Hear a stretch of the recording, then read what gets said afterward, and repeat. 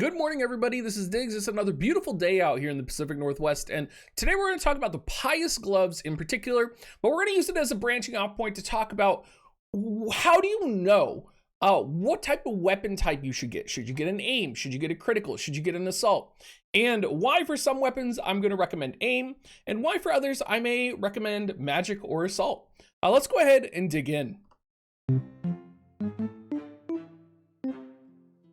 So the first thing you have to understand as we are kind of getting in here is that when we're talking about, an aim version, an assault version, or a magic version of a weapon, we are talking about kind of whether it's going to be focused on accuracy, assault, or magic. And then we also need to consider how stat stacking is going to affect it. Now, stat stacking is whenever you have three different pieces of gear, such as, weapon, armor, and accessory, or potentially weapon, accessory, that all have accuracy on them. So the first and the highest instance of accuracy is going to be 100%.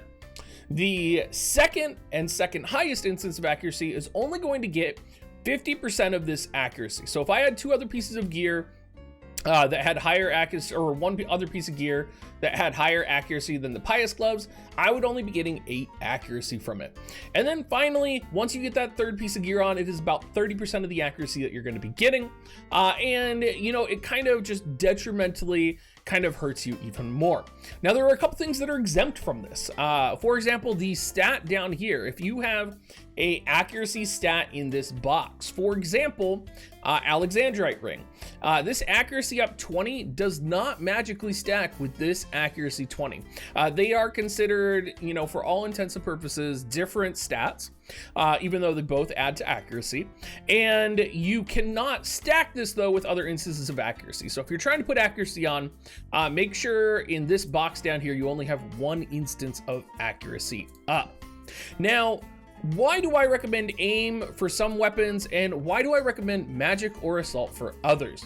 And the Pious gloves is an excellent example of where I would recommend aim. And there's really only one reason I recommend aim for this, and that is because these weapons are very specialized for a specific unit, and you're going to get wind attack up 30 on it anyway. So when you are getting wind attack up 30, that is a pretty powerful modifier onto your weapon already. You're sacrificing maybe 40 magic, maybe 40 attack for some additional accuracy. So it makes sense to me, since you're already having a really powerful weapon, to sacrifice a little bit of that base magic on the weapon in order to kind of make sure that you can hit. Because if you can't hit your opponent, it's basically doesn't matter how much magic you have. It basically doesn't matter anything. It's essentially, zero damage. So I do think that, weapons like Pious gloves, another great example would be Ice Lance. With the accuracy 17 that Ice Lance has, I do think these weapons are the best for getting the aim version on. Now, other weapons that don't necessarily have the elemental advantage, I would not necessarily recommend.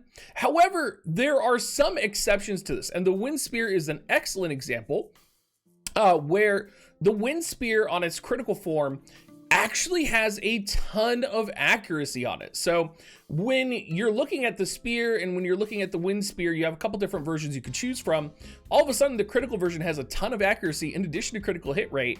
Definitely go for this. This is, when you see something like this is like a win-win. Spine Blade and Mythgraven Blade also have this, right? Spine Blade has accuracy plus 14.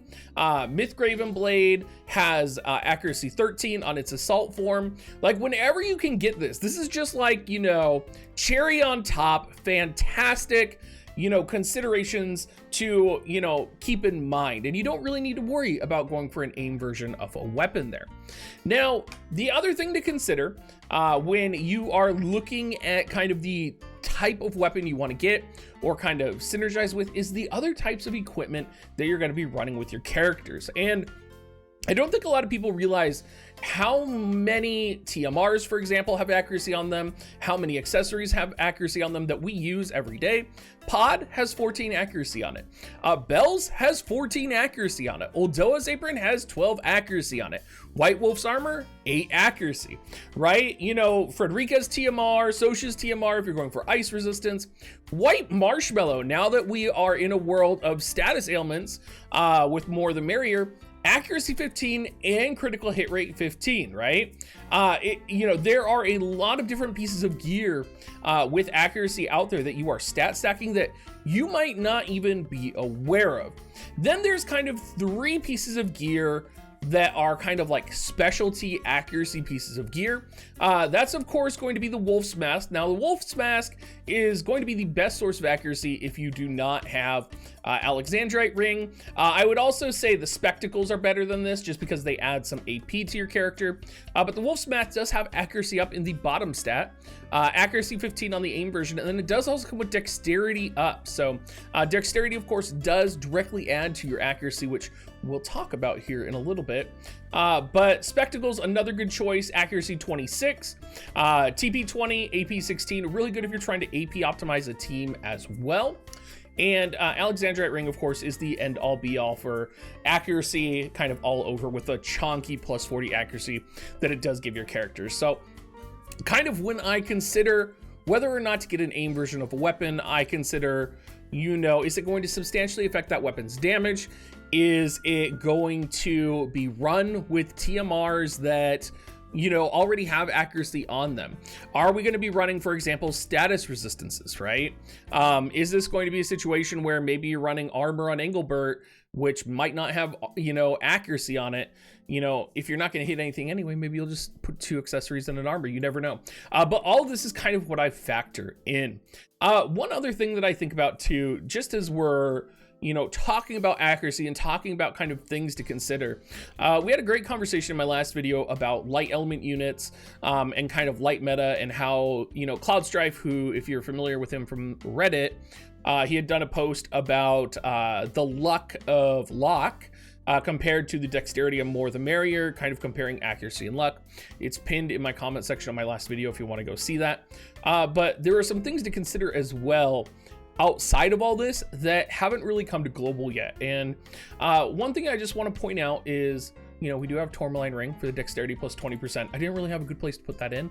But one of the things I really wanted to touch on was that we also have vision cards that add accuracy. And we have a lot of vision cards that are global exclusives or that otherwise have not existed on the JP side, that offer large chunks of dexterity and also offer large chunks of accuracy along with them. So, you know, some great examples, the Ibarra VC and Ibarra herself has not existed in JP. You know, we also have the Maidens of the Rose VC, which gives dark units dexterity up 35%, right? We have access to the Lara Croft VC, which, while it doesn't give dexterity up, gives luck up, but it does give dexterity plus 52. And I think a lot of people don't consider these base stats. These base stats are going to be really important when we do enter a double VC world and we are able to kind of stack these base stats on units.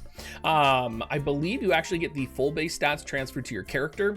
So if you think about, you know, maybe you run Fenrir for magic resistance. Well, Fenrir actually has 50 dexterity, and a lot of people don't think about that, right? I think very few people actually consider Fenrir's dexterity when they put him in their party.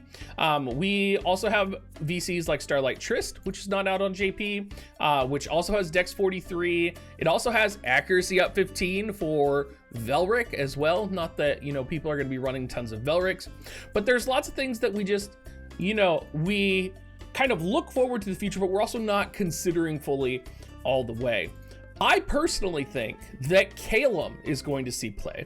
I think, you know, we have, you know, the capability to buff dexterity in the main VC slot and the secondary VC slot. And I think we're actually going to see, you know, a world where if you need the accuracy, you might actually set Calum in your secondary VC slot just for that dexterity up, so that you can get, you know, I don't have the percentage off the top of my head, but instead of plus 35 dexterity, percent dexterity, you get maybe, you know, a combined total of like plus 50-ish. I would imagine it's around that much that you would get. Again, I don't have the VC conversions for dexterity off the top of my head, but I think there is a lot of things people are not considering, not looking at, and these are the small little details that, you know, coming into the future, these are the small adjustments that are happening to global to kind of prepare us for that future, you know, evasion meta that we all need to be worried about, right? Moore's VC has a huge chunk of dexterity on it, has accuracy up as well.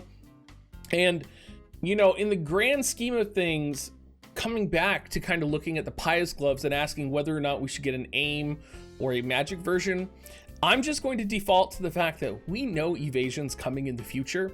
For Pious gloves in particular, Moore doesn't have 100% hit attack.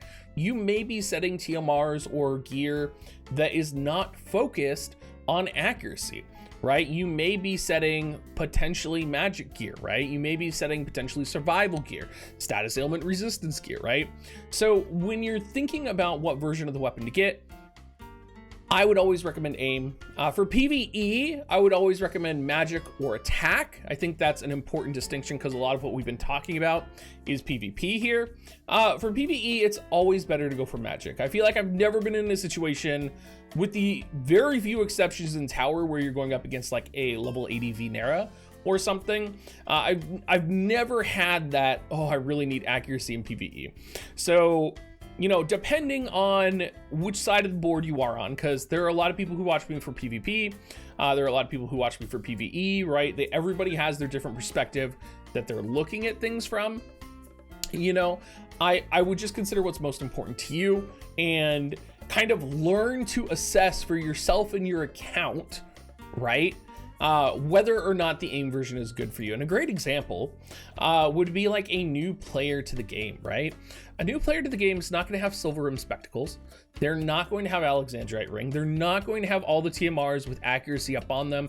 Pod, you can forget that. That was way back in the near reincarnation, right?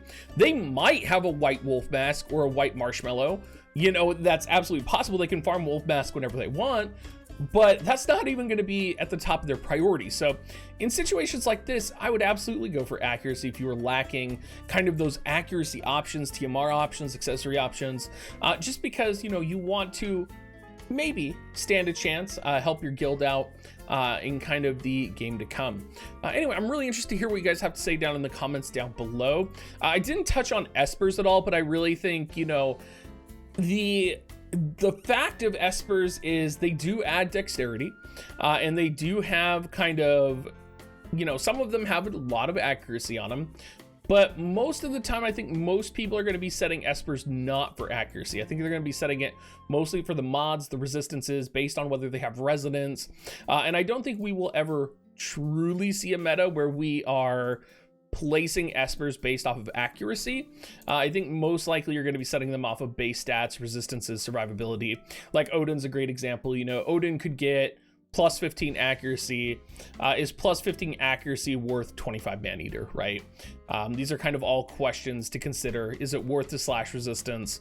You know, you kind of have to weigh your options and decide from there. And then, you know, most people are not going to be, you know, setting their espers specifically for PvP unless you're, you know, at a level where you don't need to be watching this video. And if you're that person, feel free to comment in the comments below and let me know that I'm wrong. But yeah, just things to think about. Anyway, everybody, I hope this video was helpful for you. I hope this helped you guys kind of figure out what type of version of the weapon you should be getting. And I hope you guys all have a great rest of your day. I'll see you on stream later tonight and catch you next time.